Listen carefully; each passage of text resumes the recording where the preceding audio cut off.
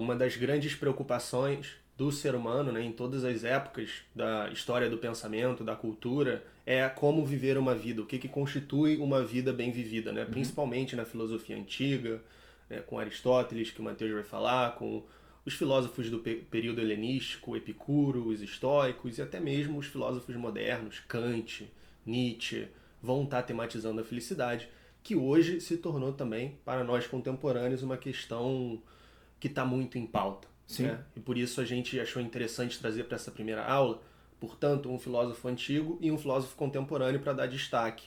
Eu vou falar do Byung-Chul Han, que é um dos filósofos contemporâneos mais populares, mais interessantes nessa discussão sobre a felicidade, depois que o Mateus apresentar para vocês o pensamento aristotélico. Isso. É. Bom, a gente pensou em trazer esse pensador clássico, né, porque Aristóteles tem uma perspectiva bem original sobre a questão da felicidade. Né? Ele que vai inaugurar uma série de reflexões sobre esse conceito, né, tão importante, e que vai depois, obviamente, ser criticado, revisto, enfim, ou então até mesmo concordado, né, por outros pensadores.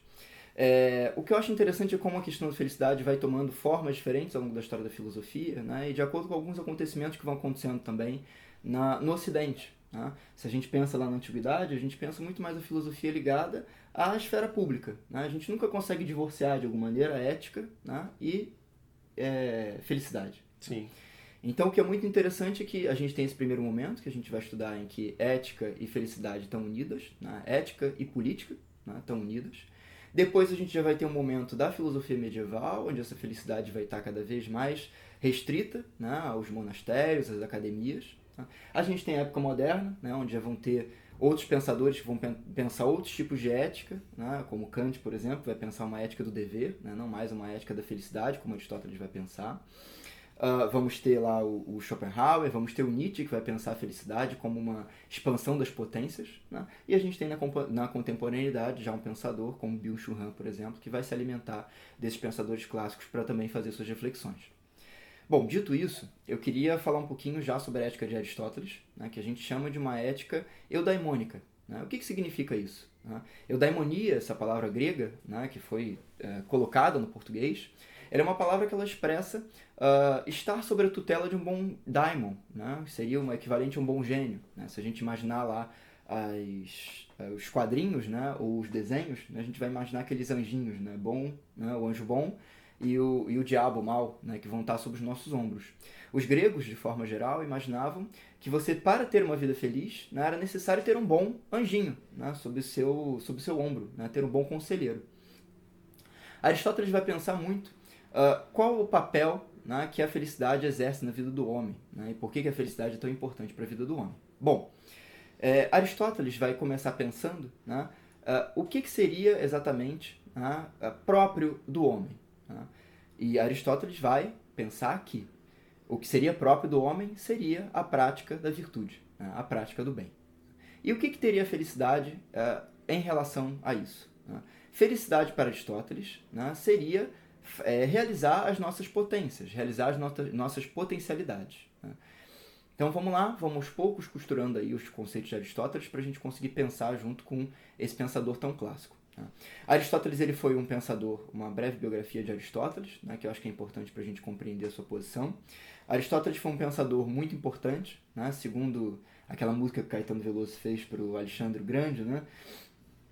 Aristóteles seria o pensador que a cabeça ainda sustenta o Ocidente, né, até os nossos dias. Né? Então Aristóteles foi um pensador que não apenas fez contribuições nesse campo que a gente está vendo, da ética e da felicidade, mas fez contribuições em vários campos, como por exemplo as próprias ciências naturais, né, no quadro organizacional lá que a biologia vai fazer para organizar as espécies, né, posteriormente. Mas Aristóteles, né, e Aristóteles vai ser também, né, tutor de, como eu já disse, né, Alexandre o Grande, né, que vai ser esse grande rei da Macedônia, né, o grande conquistador de vários territórios, dentre eles a Grécia Antiga, né, e parte do Oriente Médio. É sobre a tutela de Aristóteles, né, que Alexandre o Grande vai desenvolver uma série de ideias já deles e que vão estar presentes no Império de Alexandre, como por exemplo o próprio respeito à cultura grega, né, a própria importância da razão, né, dentro da vida humana, dentre outros temas. Bom, dito isso, né, eu queria que a gente pudesse aí já pensar esses temas próprios da filosofia de Aristóteles. Tá? Para Aristóteles, né, o mundo, né, vai girar, né, em torno de uma teleologia. Né? Segundo Aristóteles, todas as coisas no mundo têm o seu lugar próprio. Tá? Isso é muito importante. Teleologia, então, essa palavra também do grego, né, ela vem de duas palavrinhas, na verdade, telos, né, que significa fim, e logia, ou logia, se vocês preferirem no grego, significa investigação. Né? Então, essa visão de Aristóteles, ela parte, né, de um pressuposto de que todas as coisas têm o seu fim, né, próprio. Né? E qual seria o fim próprio da existência humana? Bom, Aristóteles vai atrás disso para poder pensar a questão da felicidade. Né? Aristóteles vai pensar, por exemplo, né, se a felicidade seria prazeres. Aristóteles vai pensar, então, que os prazeres são fugidios, né, que eles podem acabar da noite para o dia, né, como são próprios dos prazeres, e vai concluir que a felicidade deveria ser algo mais duradouro. Né? Aqui a gente pode, inclusive, pensar de forma geral, né, uma diferença entre alegria e felicidade. Né? Eu posso estar alegre durante determinado momento, mas eu posso ser feliz. Né? Ou, melhor, como Aristóteles pensaria, né, podem concluir da minha vida que eu fui um homem feliz. Né? Esse conceito de felicidade, inclusive no Aristóteles, né, ele é bastante complexo, só abrindo um pequeno parênteses, porque Aristóteles está pensando na palavra eudaimonia, como eu já tinha dito para vocês. Né? Essa acepção mais religiosa da eudaimonia, que eu citei ainda há pouquinho, né, vai ter uma outra acepção em Aristóteles. Né? Eudaimonia vai ter esse conceito mais ligado à felicidade, mas basicamente, né, a prática das potencialidades, né, a realização das potencialidades, o que a gente poderia chamar também de excelência. Né? Então, por isso que ser feliz e praticar as virtudes é algo que está intrinsecamente ligado. Tá? Então Aristóteles vai pensar essa teleologia, né, que cada coisa tem o seu lugar no universo, né, seguindo a pensar qual é a função própria do homem. Bom, Aristóteles então já disse que não são os prazeres, Aristóteles vai pensar são então as honras. Né? Ele vai dizer, bom, não parecem ser as honras porque as honras, né, dependem dos outros. Né? Alguém, né, que é honrado precisa dos outros para se sentir honrado. Né? A felicidade parece ser algo mais da ordem do indivíduo, mais da ordem do pessoal. Por fim, Aristóteles vai pensar na riqueza. Né? Aristóteles vai entender a riqueza como algo que é fundamental, né, por nos livrar do trabalho, né, mas, né, é algo que não é essencial para a felicidade, ou seja, é importante que nós tenhamos, né, uma riqueza material o suficiente para sustentar o nosso corpo, né, mas não, né, é essencial para a felicidade. Eu posso ter muito dinheiro, né, mas posso não ser feliz. O que é mais próprio do homem, então? Aristóteles pensaria.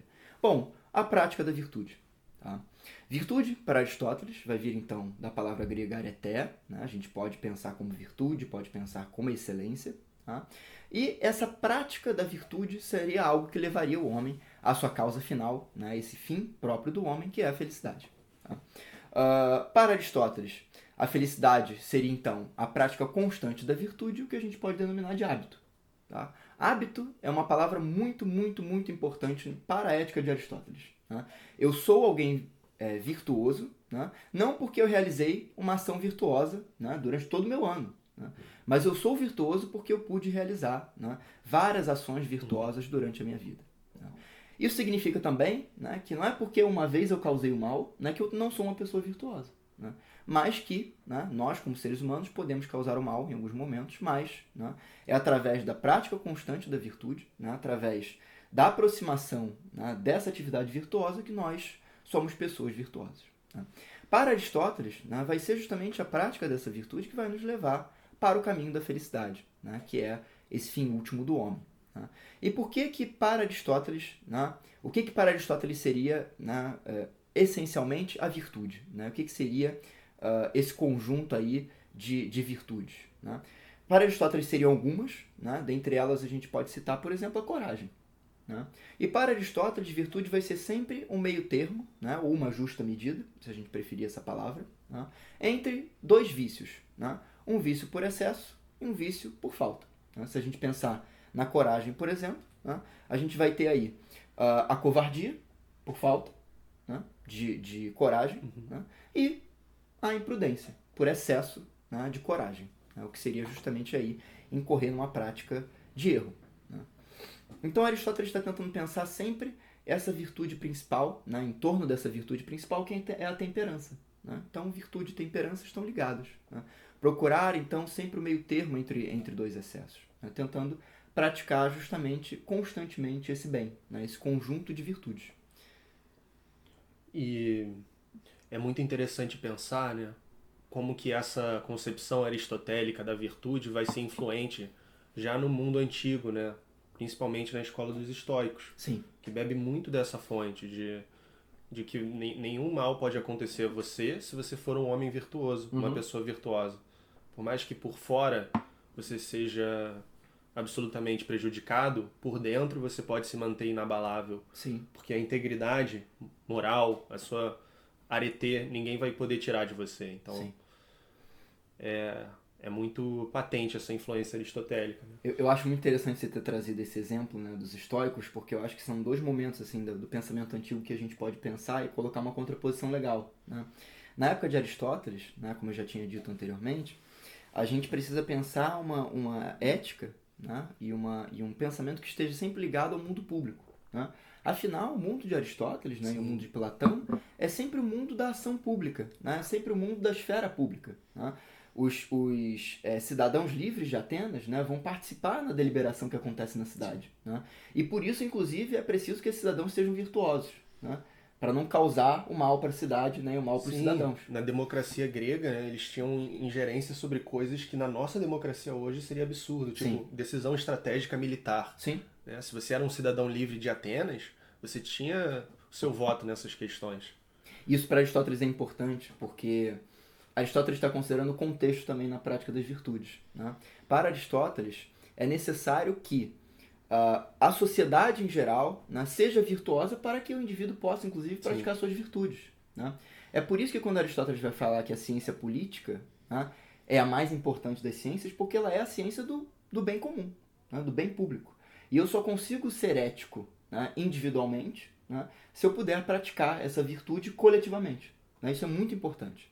E que depois, né, desse momento das grandes polis gregas, né, como Atenas, por exemplo, em que a gente já vai ter os estoicos, né, a felicidade ela vai estar muito mais ligada à dimensão particular, né, à dimensão interior. Por quê? Né? Porque não há mais as polis gregas, né, não há mais os espaços de deliberação que existiam antes. Né?